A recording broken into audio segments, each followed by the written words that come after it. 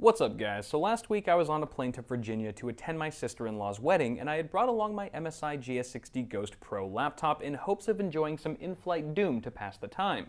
Well, much to my dismay, the experience was so unpleasant that for the first time in my life I saw the world through the eyes of a console gamer. So it got me thinking, is it even possible to game comfortably on a plane in the first place? Assuming, of course, that you're a pleb like me with standard economy seating. Immediately, I was determined to see how much fun one could have gaming 30,000 feet in the air. So in addition to covering Computex in Asia, which is where I am now, I began a side quest to try and create the best airborne PC gaming experience possible during my 13-hour flight from LA to Taiwan. Of course, before we can tackle the issue, we must first look back at what went so horribly wrong en route to Virginia. To make a long story short, it was mostly the laptop's fault. To its credit, the GS60 makes for a great gaming and editing station, but its 15.6-inch form factor is simply too big and heavy for the dinky fold-out tables you find in coach seating.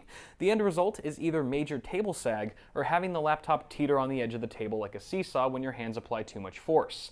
Since there's also no room for a mouse on the table, I put the mouse and mousepad on one side of the keyboard, which actually worked out pretty well. If not for its size, the GS60 would still be a poor choice for sky-high gaming in my book due to its shockingly weak battery life. The laptop only managed to get around 1 hour and 20 minutes of continuous game time after cutting the cord, and that was at low to medium screen brightness. While many airplanes have AC power for their passengers these days, there's still a fair number of smaller aircraft that don't, and even the ones that do don't guarantee that their ports will work. The AC outlet for my seat to Virginia was completely dead from the moment I boarded, so in the end, my playtime was severely limited by the depressing lifespan of my laptop's battery. Clearly, it was going to take a smaller, more power-efficient, and equally fast device to solve all the issues found with my GS60, so I procured a Razer Blade for my second attempt at airborne gaming.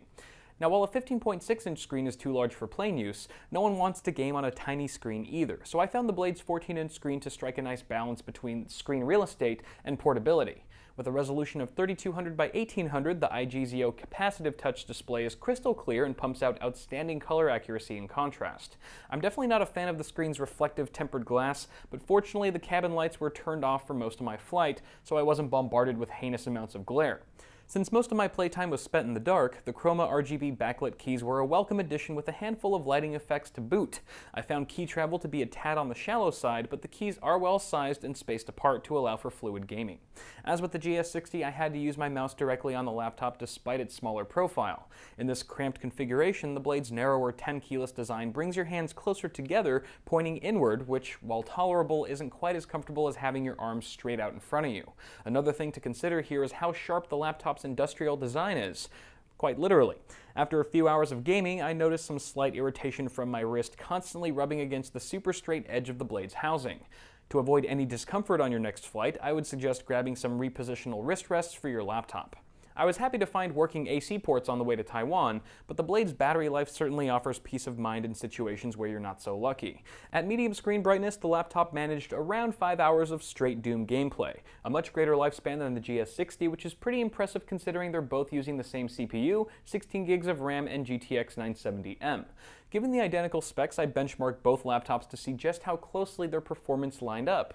In Firestrike Extreme, the Blade pushed out a score of 3,363 compared to the GS60's slightly higher 3,383. Testing Doom on high settings at 1080, both contenders performed more or less the same with no noticeable difference in gameplay experience between the two. However, while the GS60 gets pretty toasty under load, the Razer Blade does turn into a slab of molten lava after an hour or so of gaming. Had I known this going into my flight, I would have packed a portable laptop cooler to keep the heat under wraps. Now, apart from the laptop, equally important to my airbound gaming experience was my choice of peripherals. In the past, I've talked extensively about the Logitech G602, so I won't dive too deep into what makes it so awesome. But the key point here is to use a wireless mouse that prevents cable clutter and interference in an already claustrophobic gaming space. Just make sure you pack extra batteries or a charging cable in your carry-on. Also, if your pride will allow it, the wireless floating nature of gamepads are well suited for plane use, assuming you're not running a game that relies heavily on keyboard and mouse. My choice of headphones were the Soundpeats QY7, which is probably underwhelming to some of you hardcore gamers out there, but these Bluetooth earbuds were incredibly convenient given the circumstances. Not only were they much lighter and more portable than a set of cans, but not being tethered to the laptop allowed for free movement about the cabin and made getting up out of my seat a whole lot easier. One thing that could have made the solution even more enjoyable would have been some noise cancelling action to tune out the plane's roaring jet engine and the shrill cries of an infant in distress. On a final note, there are some things to consider that come with the territory of gaming on a plane, regardless of the hardware you choose. For starters, expect the steely armrests of your seats to take a toll on your elbows after a few straight hours of gaming. A working remedy I found was to use some spare shirts in your luggage or request a blanket from the airline for use as a cushion. Depending on the rigidity of your fold-out table, you also might experience some unpleasant table sag from the weight of your arms resting on your laptop. Again, shirts, blankets, and even pillows can be wedged between your legs on the table to prop it up and improve its overall stability. After all was said and done, having the right hardware and applying the few pro tips I learned allow me to game comfortably on the plane for 2 to 3 hours at a time while flying coach, which I think is pretty good in my book considering that's about how long I game at home before needing a short break. Moving forward with what I know now, it's not unreasonable to think that investing in some wrist pads and finding a practical way to keep the laptop cool could extend my playtime even further. Certainly, a number of sacrifices need to be made when gaming in a seat that rivals the comfort of an electric chair. But with the proper devices and preparation, it seems you can still find ways to enjoy PC gaming from a sardine can in the sky. But what do you guys think? Let me know in the comments if you've ever made an attempt at in-flight gaming and what the experience was like for you. Also, before you go, don't forget to toss me a like on this video if you enjoyed it. Subscribe to the channel for more tech videos coming really soon, and I will see you guys in the next one.